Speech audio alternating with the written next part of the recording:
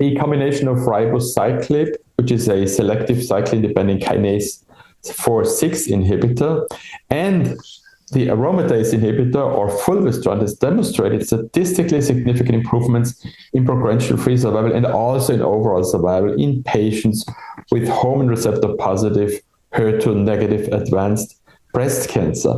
And based on the data from the MONALEESA trials, the guidelines nowadays recommend the use of AI or fulvestrant in combination with the CDK4/6 inhibitor as a first and second line treatment for both pre- and post-menopausal patients with hormone receptor positive, HER2 negative advanced breast cancer. The aim of our study was to look into real-world data with first-line ribociclib plus endocrine therapy in patients with hormone receptor positive, HER2 negative metastatic breast cancer. And this is the final analysis of the phase 4 study. We have included 304 patients in our trial. The median age of patients was 63 years. The echo performance status was either 1 or 0 in the vast majority of patients. Around 28% had bone-only metastasis. We had around 40% with visceral, which is lung and liver metastasis. Included in this trial, 85% of patients were postmenopausal, and around 50% had received prior endocrine treatment in the adjuvant setting. We found, and this I think really confirms what has been shown in previous trials, that the median progression-free survival was high, was long. It was 27.8 months in the overall population, which I think is really remarkable. And when we looked at the overall survival, the median overall survival was 65.3 months, which really is a very strong and solid support for the use of CDK4/6 inhibitors in early breast cancers. We had to interrupt doses overall in 74% of patients, and in those older than 75, because we also included a substantial amount of older patients, we had those interruptions in 75%. But we could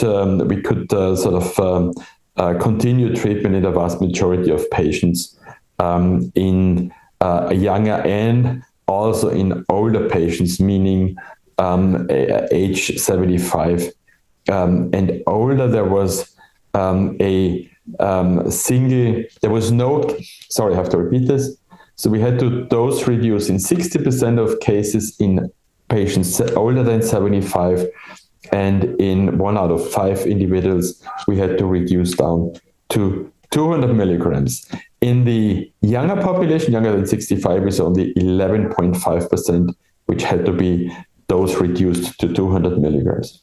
What were the side effects? Well, really what we know and what we've seen in the clinical trials, we had neutropenias overall in 52% of cases, grade 3 in 35% of cases, leukopenia in 19.6% overall in grade 3, in 7.1%. There was no grade 4 toxicity in terms of leukopenia.